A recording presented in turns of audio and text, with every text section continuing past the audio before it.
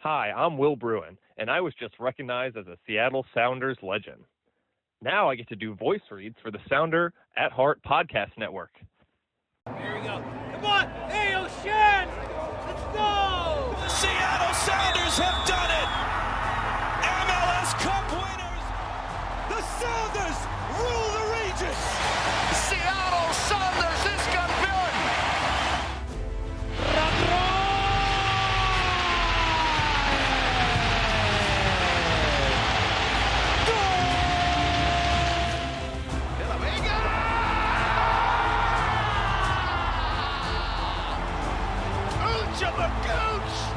All creatures great and small.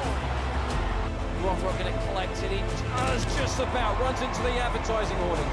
Low to our left. Ball goes in. Oh, what a cross! And what a goal! Where's my copy? I got a bunch of them in the car. I'll get you some. You're handing them out for free already. How many cost on them? $50. I'll Venmo you.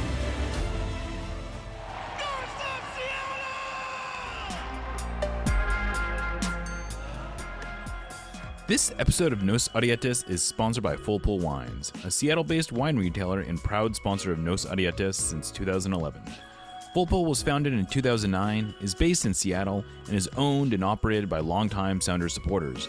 They offer the best boutique wines of the world to members of their mailing list, with special focus on their home, the Pacific Northwest. Welcome back to another episode of Nos Arietes on the Sounder at Heart Podcast Network. I am Jeremiah O'Shan, and joining me, as has become increasingly frequent, is my good buddy and colleague, Charlie Boehm. Welcome back, Charlie. Thank you, Jay. It's so great to be back on with you. And I'm still basking in the glow of a wonderful trip, not only to Seattle, but to the O'Shan household. Listeners, Jeremiah and his family graciously opened their doors to me for 3 nights. Yeah, 3 or 4 nights. 3 nights. It was incredible. And myself and Adam Bells of the Scuff podcast. And then we even put up at my request, we provided 1 night of shelter to another journalistic colleague who had unluckily had a bus canceled. So the wife and kids were remarkably hospitable after all that. Yeah, it was, I will say, it felt like a lot. You know, it's funny because it went by very quickly, but it also felt like we went through a lot in 3 days. It's true. And even recorded, this is our second podcast recording in 3 days. Yeah, we did. At your literal dining room table. Yeah, exactly. If you are a completist and you really want the full picture of what Charlie and I have been doing, go make sure to check out the Scuffed podcast. They ripped one off right before as we were getting ready to head out to the airport. He said, let's record. And so that was a podcast where we talked a little bit more about the technical aspects of the game. We aren't going to so much do that today. I think I'm more interested in getting your perspective on sort of the atmosphere and the environment, and maybe what this says about Seattle's role in future FIFA tournaments, but also its role in U.S. soccer, because it does seem like Seattle has been at best an afterthought in U.S. soccer's planning, in U.S. soccer's, the way that they do things.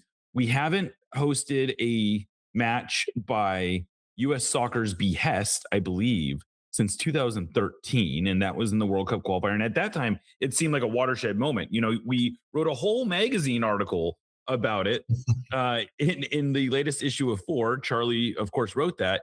And at the time, I remember feeling like, oh man, they're going to move the Mexico game here. We should be hosting Mexico. This is the future of U.S. soccer, is home crowds in the Pacific Northwest. There's all these advantages to be had. Let's go. And if you had asked me in 2013 if it would be almost 15 years the next time that U.S. soccer, that would be the last time U.S. soccer would choose to have a game, a men's game in Seattle, I would have thought that was crazy, because everyone seemed to think it was so good. And so in case you're wondering where is 2016, well, 2016 was a CONMEBOL decision, and that was just happenstance of the way that the draw of the the bracket worked out. And of course, World Cup was, U.S. Soccer had something to do with the bid of the Sounders being, or sorry, with Seattle being included in the bid. But again, it was completely on FIFA to decide where these games were going to be. And anyway, I don't know what the question is, but what do you? Am I? Is it fair that I'm a little? I'm confused, but also hopeful. Well, the logistical aspects of this, the reason that USSF and it's mainly them, right? But yeah, because the Gold Cup has been around too. But the main thing that's always comes up, of course, is the artificial turf at Lumen Field, aka Seattle Stadium, for this month, and the distance for European-based players to travel. I think we're now talking about a perfect 7 wins, 0 losses, 0 draws all time in competitive matches in Seattle for the U.S. men's national team. And that those numbers talk pretty loud. So I know things like flight distances and distance of travel. And actually, it was funny. One of the things I didn't expect to learn from Iran's covering Iran versus New Zealand last week was that one of the things their coach said was, you're supposed to do, when you travel, you're supposed to do an hour for each time zone, basically, in terms of your acclimation process, like each time zone you cross. So like that just gives you an idea that which is part of why they had disruption with having to shift their training camp and everything for the World Cup. But when you think about people feel they're real smart, right? And it's entirely possible. I'm not going to name any names because I don't know this with certainty, but if you just do the little math and look back at who is in charge of what entities and had the last word on what decisions in the 13-year process that we're talking, or time span we're talking about, it's possible that there's someone who knew more about the mathematical, physiological and periodization formulas than they did about the heart and soul of soccer in the United States. So maybe they galaxy brain themselves into deciding that was the trumping, the trump card or whatever. And it happens. But at this point, and I say all this knowing that the qualification process, when the MNT has to start doing that again for 2030, it's going to be a lot easier, frankly, for lack of a better word, because of the expansion of this World Cup. So we're going to experience this after everyone else because we qualified automatically for this one. But there won't ever be in my opinion, there won't ever be a true high stakes zero sum U.S. versus Mexico World Cup qualifier home and away, the way that there has been for decades with the Hex, and then most recently with 2022 the Octagonal. But if you do want to play a high stakes games on U.S. soil, and you're concerned about the mix of the strength of support, the ability to drown out away supporters and expatriate community supporters, you got to come up here. And whether or not listeners want to hear it, like honestly, Providence Park down in Portland falls into this too. They almost never go there as well. Never heard of it. No, I don't actually. You make up a fair point. I don't know that I don't know that the men have ever played at Providence Park. They played a Gold Cup there. Oh, that's right. That's right. And I think there were games. I think there may have been games at maybe at other venues, like way back in the olden days, going back. Sure. Yeah. To the last century. So, but yeah, it's a combination of turf and travel. And let's all set that aside, man. These guys get used to long haul flights. Like, well, let's also put that was special. Yeah, and I don't mean to start on a sort of petty point here, and I feel a little guilty for doing that. But let's talk a little bit about what this game was in terms of the atmosphere and the environment that it created. And I got to tell you, it was funny. When we were sitting at the dinner table or doing that podcast, I had been looking for video of the march, and I had found one video that seemed to show a impressive but not necessarily overwhelming march size. And in the meantime, since then, I have found some more videos of the march, and I got to tell you, I was wrong. The march was massive. It was. One person who actually recorded it and who keeps track of this stuff said it took 11 minutes for the march to clear, and I assume that was sort of at its peak. But that is a massive group of people, and sure, by the time they got to the stadium, it wasn't quite what it was at other points in the march, but. There is some video of this march that are really kind of astounding. And I have to say, kudos to the American Outlaws and everyone else who went out to the harbor steps and created this rally that was very, very impressive. And I think may have changed a lot of people's perspectives on just how much, or open their eyes a little bit on how much of a soccer town Seattle is. Now, there's obviously a lot of out of towners here. This is not all Seattle. I don't want to take all the credit, but there is something about the way, the environment that Seattle creates that brought this out. Yeah, and listen, I mean, even in Seattle, where the local MLS club, and to a comparable extent, I don't ever want to exclude NWSL and women's soccer, but because it is a Venn diagram. There's connections here, but in general, just speaking about Seattle as a market, right? It's the gold standard. No, I think Atlanta still, since they came in, are still technically running bigger crowds and thus a higher average attendance. But those routes, as we've seen recently with kind of some of their lean years, and the way that the crowds look different now than they did early on. Nobody's done it better or longer on a bigger scale, particularly in MLS, than Seattle has. Even when you have that, though, a national team game, one, a World Cup match, two, bring out just a bigger, different scale of a fan and demographic, whether it's people coming in or people around the region who, for whatever reason, haven't connected a full on with the Sounders or Reign. So the scale of everything, right? That building was pretty packed. I think if there were any empty seats, as we said the other day, they were very, very scattered and few and far between, maybe up in the corners. But essentially, the place is full. The place was full early, right? This is a noon kickoff, and I was marveling at the scale of the pre-gaming, and yet everybody was still in there well before kickoff. And it's such the net you're throwing out is so much bigger. And the hope is that maybe even maybe people remember or feel so good that they come out and check out a Sounders game when they get back on the field starting next month. Yeah. So, to your point, and I guess maybe I should have made a point of bookmarking this and sharing the image, but I recently saw an image from outside the stadium, looking into the stadium. It must have been like during the national anthem or something. And, you expect to see some stragglers just kind of rushing in.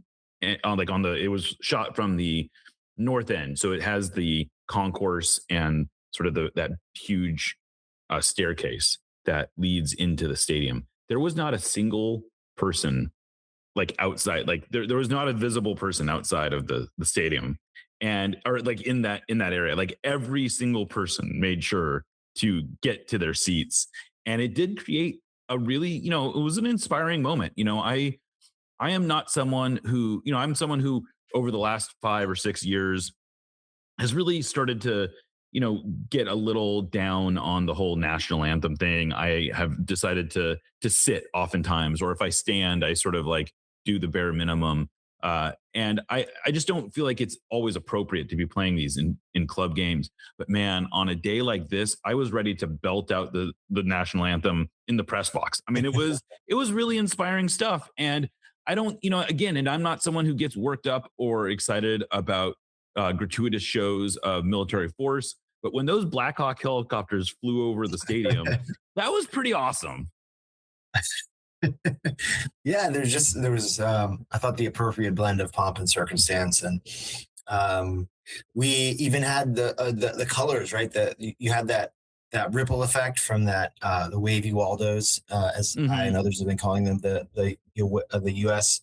red and white hooped kits, and then you had these bright splashes of gold with the Aussies clustered behind one goal, and in the corner, I believe it was in the southeast corner, upper deck, and they played their part in the experience, and I think everybody loved having a good spirited bunch for an opponent who have clearly traveled well this World Cup, and maybe Seattle is and Vancouver are somewhat easier trips if you're coming from down under than other parts of the U.S. So it was just the collective experience, and you and I were out at Fast Fashion Brewing at 7, 8 in the morning, something like that. And we were not the first ones there by any means. No, it was remarkable. That was great. I mean, we got there a little bit before 8, and Fast Fashion was basically full. And even more than that was on the way into the stadium, going past I went down the waterfront, And Pier 62, admittedly, I guess there was a Men in Blazers live show being taped, and so maybe that was a big part of why, or being broadcast. But that was already full. Bars at 8 a.m. were already sort of lines out the doors. It was buzzing with activity. And this is 4 hours before kickoff, and not just 4 hours before kickoff, but like you said, 4 hours before a noon kickoff. This might have been, I guess the World Cup game, the first World Cup game here was also at noon.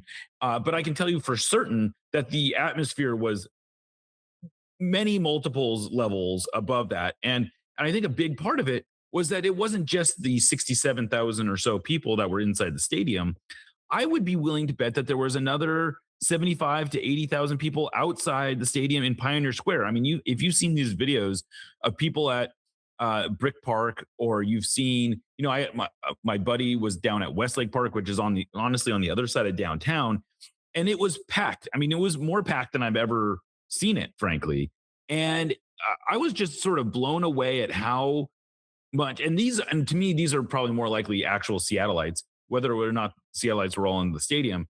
And it just really goes to show what a soccer town Seattle is, but also I think it illustrates how far U.S. soccer has come, how much the region has sort of embraced the World Cup despite all the other things that are going on. And it was, and I also think it says something about this urban stadium that we have that is really unlike anything else in the United States, at least as far as the World Cup goes. And I don't know, I just think this was really the platonic ideal of what everyone hoped it would be, I think.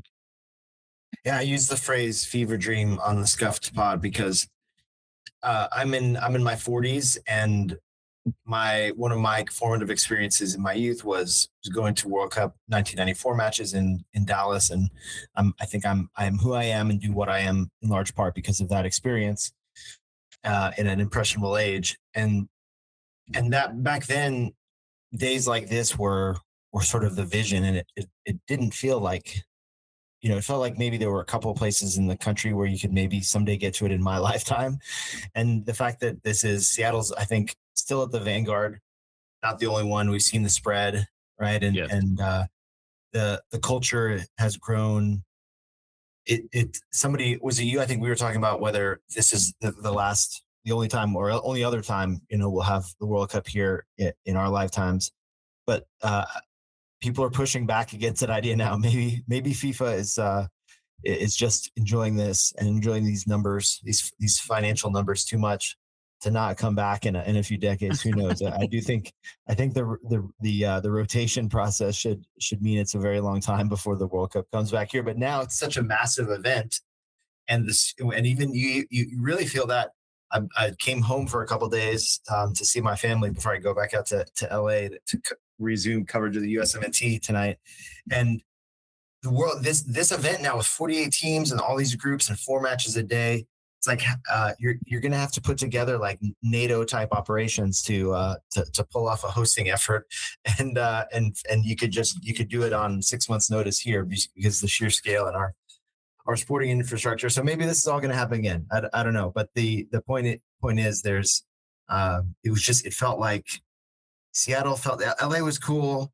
It was a very Hollywood crowd for that first match against Paraguay. Seattle felt more like it felt more like our Liverpool perhaps. Wow. Well, I'll let you say that rather than me. But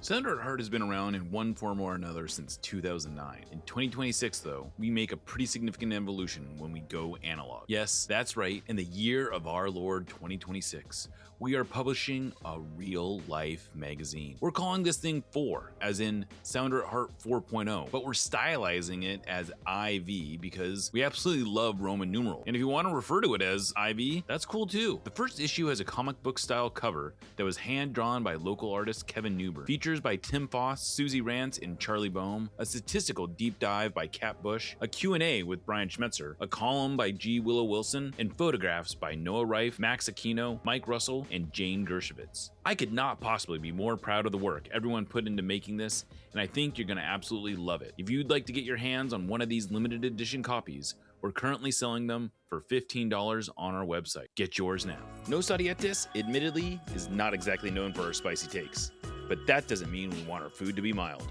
Spice up your life with Hacks and Ferments. Handcrafted in Georgetown and made with the best local ingredients from across the Pacific Northwest, they specialize in unique small batch fermented hot sauces and vinegars. Hacks and Ferments brings bold flavors and natural fermentation together for something truly special. Whether you're a heat seeker or just looking to elevate your cooking, you'll find something you love at hacksandferments.com.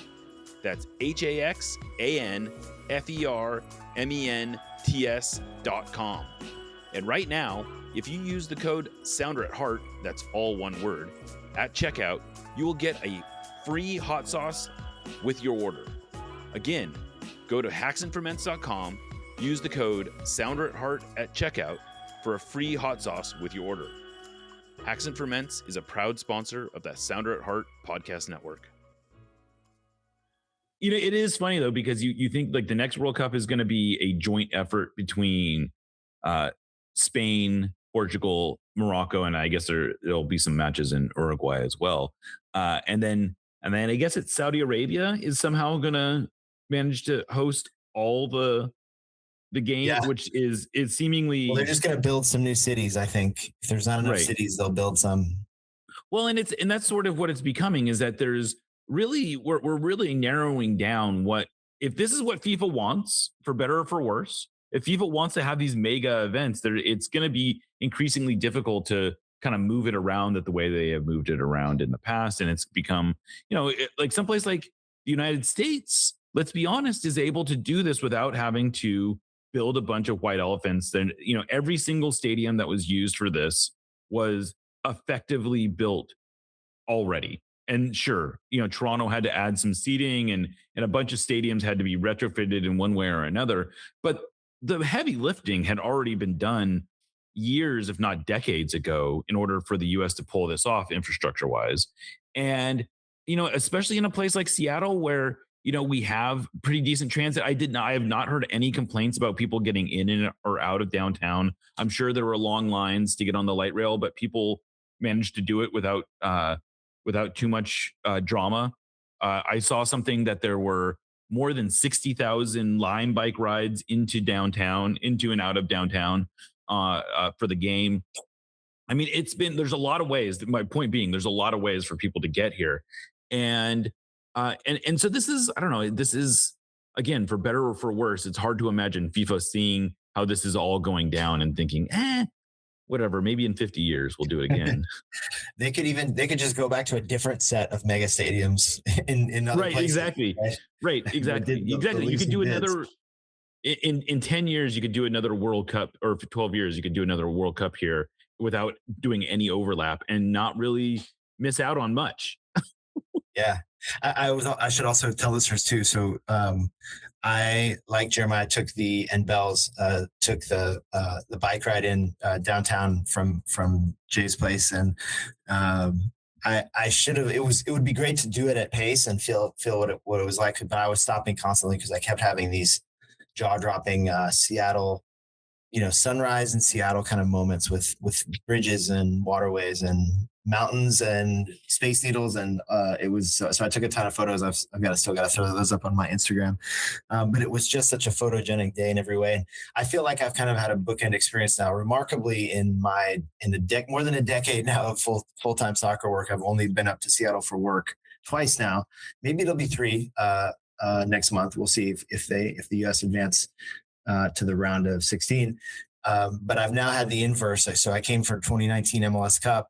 And it was clear and crisp, I think, by December in Seattle standards that day, but certainly brisk. And I rode a Lime bike from downtown to Lumen Field for that one, and had the crisp air and caught the march of the match. And then this was sort of like the opposite. And it was a day for the tourism board, I think, to savor. Everything seemed to line up. And oh my God. Special day. So yeah, I think also it's always fun to hear what the overseas media has to say, right? And people that I think Aussies as well as European journalists had heard about Lumen and had heard all the stuff about the acoustics. I think that's the sort of like the talking point that gets the most attention is it often wins those kind of noise rankings or whatever else. But then I think they saw that the scale of the place and the well organized everything was quite impressive in the ease of transit. Because I can tell you, getting in and out of that stadium, and it was what I didn't even know this, Jeremiah, somehow until I'm leaving the stadium after getting kicked out of the press box and still having one more thing to finish writing, walking down the street just outside of Lumen and realizing, oh, there's an M's game happening this evening, because that's one of the notes of the 2013 World Cup qualifier was annoyingly, I think for many people, the attendance at USMNT versus Panama was capped because of the overlap with a Mariners game. And that I don't know if it's just FIFA's got a little more pull or everybody's more confident in the infrastructure, but a lot of people flowing in and out of the waterfront that Friday. Yeah, it was pretty funny. I left the stadium around 4:00, and it was almost as many people coming. It felt like as many at that point. This is 2 hours after the game ended, but it felt like there was as many people coming into the stadium into the stadium area as there were going out. And obviously, the people coming in were all wearing Mariners gear. It was very obvious who was who, and it was remarkable. It was sort of just an amazing sporting day in Seattle. It was, like you said, it was the kind of day that the tourism board absolutely dreams about, because this is the kind of thing where people go to themselves, I got to get back here somehow. And I don't know what the effect will ultimately be on the Sounders or Seattle soccer in general. But for this day, I got to think that I wrote in the editor's note for 4 that I don't think that Seattle is going to be the best kept secret anymore. That I think everyone is going to kind of realize what an amazing place this is to be, especially in the summer. And that was on absolute full display. Another little anecdote. I have been, I'm on Instagram and I'm browsing. My Instagram feed is just full of people talking about how great it is. And it's not just, the local TV stations interviewing people. That's always fun. And then that's nice. But how many European bloggers and influencer types are just talking about what a great time it was, and sort of their new experience of, or their oftentimes joy at being able to show their countrymen how wonderful America, and Seattle for sure, but America even in general, can be. And that it is, for all the obstacles that we put up for people to come visit this game. And, some of them we put up through visas and various immigration tactics, but also FIFA with their ticketing prices. And there all these negative things that were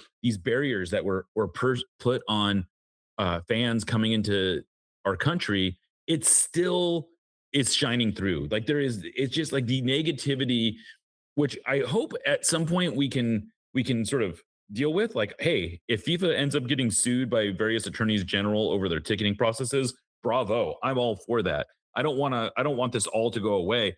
But I think what it showed was that this isn't an amazing event, and that no matter how much FIFA may try and no matter how hard the United States may try, like the unity of what sport can do for people ultimately broke through and is breaking through. So let's get to the real question here, Jeremiah, which is, how are you guys going to recreate that in Renton in a few years' time? Oh, come on.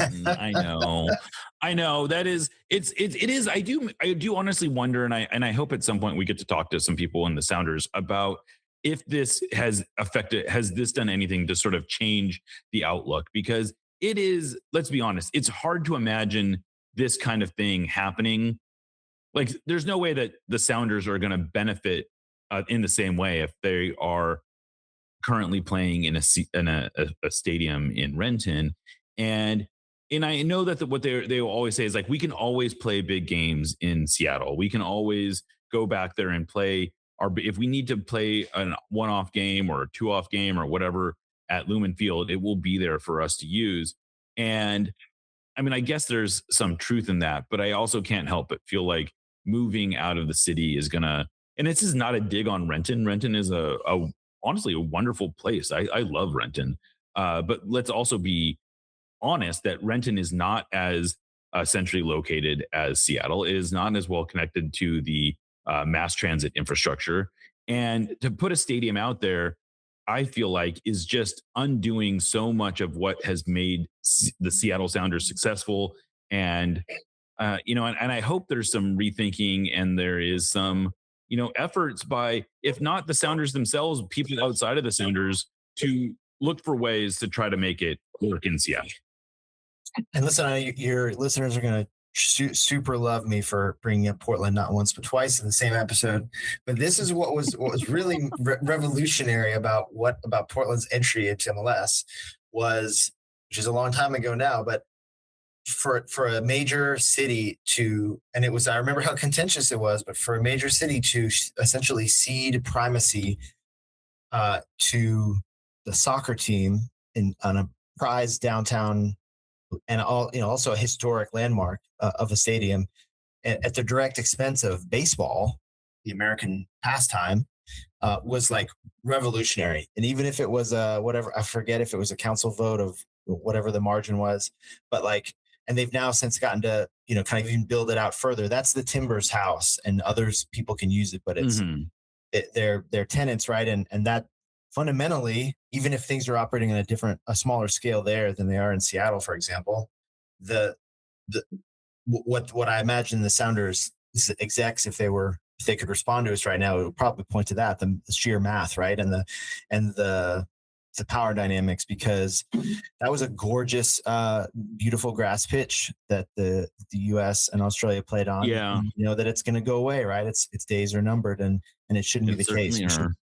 Just leave it there until you absolutely have to take it out. But that's not how American not how American facilities work, is it? So there's already lines of power already set there, but maybe that can evolve. Maybe if you push on the rock long enough, you can move it. Yeah, it is funny to think about what role grass ultimately plays, because the truth is that this game doesn't happen if there's not a grass surface. And very good too, right? You can't just roll out the cheapo stuff like no. And it was some cities try to. Yeah, and I know there's been some complaints about it being a little stickier than normal. I tend to think that's purely just it's dry. It's because it's been hot, and I would imagine like there's been no, as best I can tell, at least the field here has held up really well. I know that there's been some complaints about MetLife Stadium, which in FIFA's absolute genius is where they wanted to host the World Cup final.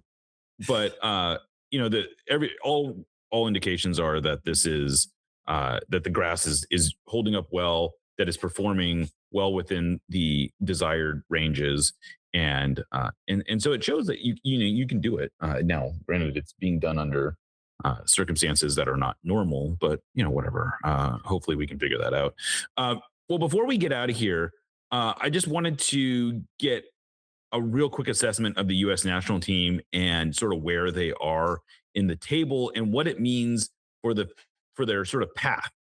Can you just sort of lay that out for us a little bit? Yes. So the U.S. find themselves in the rare for any national team position, and extraordinarily rare for the U.S. men's national team to be in this position of having clinched not just advancement to the knockout phase of the World Cup, but first place in the group with a game to spare. And it's due to the match that happened later on in the evening after the U.S.'s victory, where Turkey were upset that they took 65 shots across their first two matches and scored zero goals, if I'm remembering it right. And so they've already been eliminated.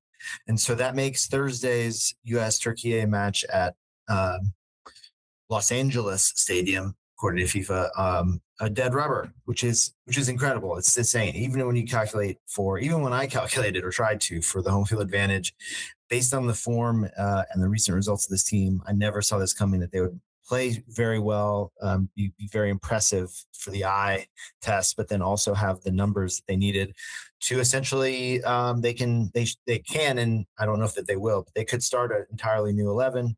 They can do whatever they want, but they're already in. They know they're going to play their round of 32 match in San Francisco Bay Area, what we formerly knew as Levi's Stadium, on July 1st. From what I understand, statistically, the most likely team they'll face is Bosnia and Herzegovina, although that's not yet been confirmed. But it will be a third place finisher in one of the other groups. So that's just a great spot to be in for the U.S. Short travel. They're going to remain at their base camp in Orange County until 2 days before that match, when they'll up sticks for NorCal. From then on, that is the end of their base camp. They will go wherever the results take them in the knockout phase. But if they defeat that TBD third place finisher in the Bay, they will move on to the round of 16, and they'll return to Seattle, and they will play what I believe is statistically most likely, but not confirmed, to be Belgium in the round of 16. Although Egypt is now a growingly possible. Yes. Like Egypt currently is technically the only team in that group that controls their destiny, I believe. But yeah, Belgium, I guess, statistically seems to be still more likely to ultimately be in that game. But Egypt, the idea of playing Egypt to get to the quarterfinals in Seattle is, look, Egypt is looked great. Mo Salah is still a world class, or maybe not a world class player anymore. He is absolutely a very, very dangerous player, and they have a roster full of pretty dangerous players. So I don't want to overlook Egypt by any stretch of the imagination. But if you had told me that the U.S. would be facing Egypt in Seattle for a chance to go to their second quarterfinal in almost a century, that would be I'll take it kind of situation. Absolutely. What wow, it's weird to even say it, right? But Christian Roldan was the first to speak to this, right? He had already done a little bit of the math, or he and those around him in the squad, and they were, as we wrote about at Sounder at Heart. He fielded a lot of queries, got a lot of compliments for the city and the stadium, and queries about what it's like to play Possibly here. Rave Green. So that's a pretty fun thing to kind of muse and let your mind wander about, and think about who might have been making those kind of noises. But you can be sure, right? It's not the capitalistic reality, especially God only knows what those tickets are going to cost. But the sheer numerical reality say that you're asking a lot of any soccer community in the U.S. or Canada to ask them to play, to host and fill up a big NFL-sized venue for two high-profile matches in it'll be like 2 weeks or 2.5 weeks, like July 6th is potentially the date for the round of 16 game here. So go ahead and do the math. Today is June 22nd. So feel free. And I'm not. I don't want to say anything or sound any kind of like I'm assuming that they're going to get that far. They certainly are not either, right? There's the knockout phase is devilishly difficult for anyone, and there's so much that can happen. Absolutely. But to know that you have the path laid out and that you're coming back to a very comfortable home is a great thing for the U.S. And to have all this time to plan it, they can get their friends and family there more easily, like all the logistical stuff. It's so much, even though I shudder to think of what it will cost to get in the door for a U.S. round of 16 match in Seattle. But if you can afford it or figure out a way to talk your way into the venue, it's one. Or if you've already bought your ticket, a fair number of people have already bought those tickets, I imagine. So that and people are fired up about the team, right? Absolutely. We were talking the other day about how the door price for Friday's game against Australia had jacked up dramatically just from immediately following the final whistle of the 4-1 win over Paraguay. So you can imagine how hyped people will be if the U.S. are rolling into the round of 16 and headed back to one of their sort of the ancestral cradles of the sport. That's just that's super cool. Yeah, it's funny. I do wonder if we'll be able to recreate that same magical environment that we recreated on Friday. But I can tell you first, I would think the TV audience at the very least will be. I got to think that would be, it will set a new bar. We have not yet seen the numbers from Friday, the final numbers, but it looks like something like 15 million or so people watched on Fox, which I think would be the most on in English language TV broadcast. But I don't think we have the streaming numbers yet. We don't have the Spanish numbers yet. I wouldn't be totally shocked if when it's all said and done that we're close to 40 million viewers of that game, which would be a huge number. I mean, it's bigger, I believe, than any of the NBA finals from this year. It would be by far the biggest number that the U.S. has ever had for a soccer match. There's a real possibility that we are in fact breaking new ground when it comes to reaching mainstream sports fans and mainstream, like not even just sports fans. I think that's one of the great things about the World Cup is that it seems to appeal to a lot of like not sports fans, like people who are just interested in cultural sort of events. But Charlie, I know you have to get on a plane to go back to the West Coast. So we're happy that you will be out in our time zone at least. And hopefully we will be seeing you in person again in a couple weeks. Indeed. And check back to sounderedheart.com for great, hopefully great work from me and lots of others on the team.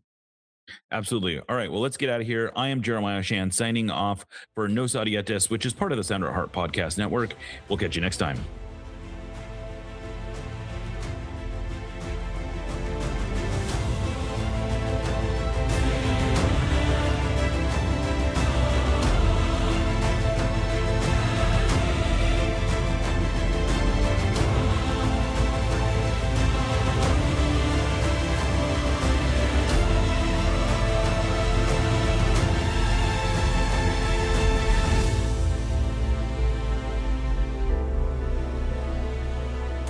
Let's go Sounders.